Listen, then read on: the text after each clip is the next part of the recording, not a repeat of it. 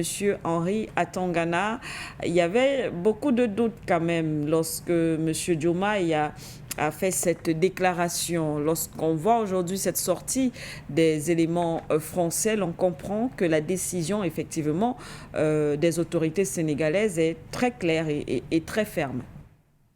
Oui, je ne sais pas si ça marque la décision des autorités sénégalaises, en tout cas la clarté ou la fermeté des autorités sénégalaises. Ce Okay. que ça marque en réalité, quand vous lisez, on parle du licenciement du personnel sénégalais. Tout à fait. Très bien. Qu'est-ce qu'on est en train de faire par là? On est en train de dire attention, parce que vous nous avez fait partir, des gens vont se retrouver au chômage. Comment vous ne disiez pas ça? C'est ça qu'on est en train de dire. Vous voyez, vous nous avez fait partir, mais vous voyez, il y aura des chômeurs. Vous pensez à un chantage? Oui, pour moi, voilà, c'est mon analyse. Ouais. Maintenant, on peut ne pas analyser comme moi. Je n'ai pas dit que tout le monde va analyser comme moi. On a un pages. Mais vous voyez les conséquences de nous faire partir. Comme si on n'avait pas anticipé ça. Quand vous faites partir cette base militaire. D'ailleurs, qu'est-ce que ça vous rappelle? Le mot rétrocession. On devait rétrocéder. Donc ça veut dire que ça devait continuer à fonctionner sous le commandement du Sénégal. Ça veut dire qu'on n'aurait pas dû licencier le personnel local. Oui. Ou alors, je ne comprends pas bien la langue française. Peut-être nous entendre. On n'a pas dit qu'on allait fermer on a dit qu'on allait rétrocéder la base aux Sénégalais. A priori, ça voulait dire que les Sénégalais allaient prendre, continuer à faire fonctionner. Et maintenant, les Sénégalais, les locaux qui travaillaient là, allaient continuer à travailler. Mais à cette fois-ci, payés par le Sénégal. Mais il est en train de vous dire, écoutez, il y a tant de Sénégalais, tant de milliers de Sénégalais qui vont se retrouver sans emploi pour cause de notre départ. Ah oui, c'est parce que vous ne connaissez pas la mentalité, le rapport de ces gens avec ces choses-là. Et c'est en réalité ce qu'il est en train ce qui se fait, ce qui se dit. Et vous voyez très bien que nous, Africains, nous ne lisons pas sous le même angle. Pourquoi nous ne lisons pas sous le même angle? Malgré les emplois qu'il y avait, quand ils s'installent, quels sont les postes que les Africains occupent? Oui. Les petits postes où on gagne 50 000 francs CFA par mois, on est gardien, planton, serveur, cuisinier. Bah oui, le haut commandement de la base militaire française n'était pas fait de locaux.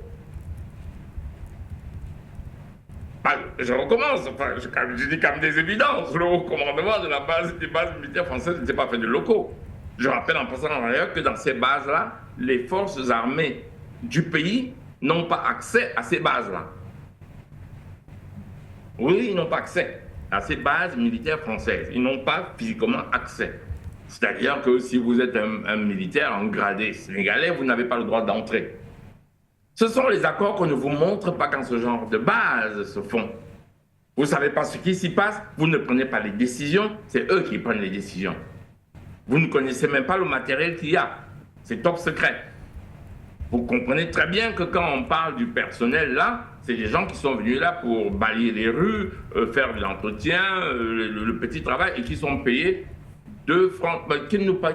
Pourquoi ils ne nous donnent pas la grille des salaires? Oui, il nous a parlé parce que c'est ça, hein, c'est un grand titre. Licenciement du personnel sénégalais au 1er juillet. Retrait militaire français, licenciement du personnel sénégalais. Highlight. Ouais. Highlight. On a surligné ça. Pour le retrait, nous on savait déjà. Pour le licenciement, c'est prévisible.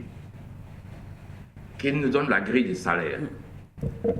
Et qu'ils nous disent dans quel pays d'Afrique les sociétés françaises employant les locaux les ont enrichis. Oui, parce qu'il faut juste regarder l'histoire. Quand ils sont là, c'est d'ailleurs M. Macron qui l'avait dit. Vous vous souvenez, il avait dit, nous reconnaissons que les sociétés françaises en Afrique ne livrent pas toujours les projets en qualité et en temps. Je cite M. Macron. Et on doit faire un effort et que les Chinois font mieux. Il a dit, nous reconnaissons ça. On gagne des projets, on gagne des marchés, on ne livre ni en qualité, ni en temps. Hein, vous savez, chez nous, très très souvent, quand ça ne marche pas, on oublie souvent de dire que la Sonara, par exemple, qui n'arrive pas à produire les produits pétroliers pour notre consommation locale, a été entièrement financée, conçue, exécutée par une société française. On l'a oublié. Eh bien, maintenant, si ça ne marche pas, à qui la faute? Ah, pardon, j'ai oublié, la faute, c'est à Paul Biya. C'est ça qu'on appelle le néocolonialisme. On nous a appris que quand ça ne marche pas, c'est notre faute. Oui. Mais parce que nous n'ouvrons pas pour savoir mais qui a conçu la Sonara.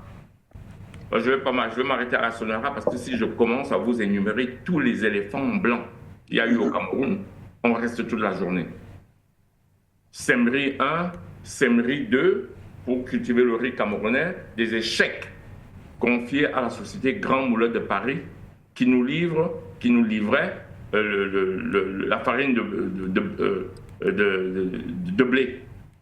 Sodéblé n'a jamais marché, confié à la société Grand Moulin de Paris. Quand nous avons essayé de créer Kamsuko, alors qu'on avait déjà Sosucam, où la France avait les parts, Kamsuko n'a jamais marché. Le sucre fait au Cameroun par les Camerounais qui ne payent ni le transport ni les douanes coûtait plus cher qu'un kilo de sucre venant de France. Kamsuko, qui avait le projet? Vous savez, Madame Siké, moi je ne parle pas au hasard, j'ai des données. Ils ont conçu ces sociétés qui ne marchent pas. Avez-vous déjà entendu quelqu'un? Ah, vous voulez que je parle? Maintenant, je vais être actuel. Madame Siké, vous avez déjà, on parle souvent de l'énergie, vous en avez parlé. La qualité de la téléphonie mobile au Cameroun. Vous êtes là, vous savez ce que ça veut dire. Je prends mon smartphone par une application simple qu'une application Internet, vous les connaissez, ces applications, je vais appeler quelqu'un, ce qui est banal. Nombre de coupures que vous avez par appel. Si je raconte des conneries, dites-le-moi. Bon, moi, j'appelle au Cameroun tout le temps. Pour appeler quelqu'un pendant 5 minutes, sans qu'il y ait 5 coupures, il y a un souci. C'est quoi les sociétés de téléphonie mobile qui y sont installées?